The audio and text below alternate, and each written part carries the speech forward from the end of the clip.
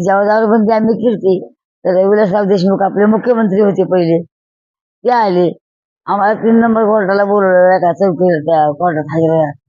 मग म्हणलं आम्ही काय चोऱ्या केल्या नाही, आम्ही तर उलटा कायदा आम्हाला म्हणलं तुम्ही कायदा हातात घेता. तेव्हा इंगळे साहेब होते कमिशनर.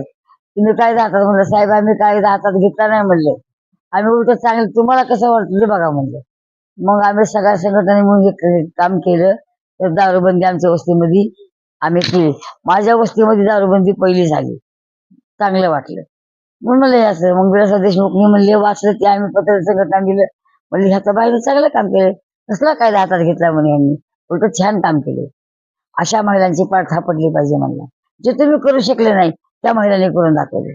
म्हणून आम्हाला त्या विलासराव देशमुखनी सगळं आमचे कागद जे केस काही फाडून टाकले आणि या महिलांवरती केस करू नका म्हणून असं सांगितलं. म्हणून आम्हाला त्यांनी कोर्टाने लगेच म्हणजे की हजर केले. आम्ही हजर झालो. काही नाही झालं आमच्यावरती केस बीस काही नाही. सगळं हे करून टाकलं. तेव्हा आम्हाला ते पासपोर्ट दिला.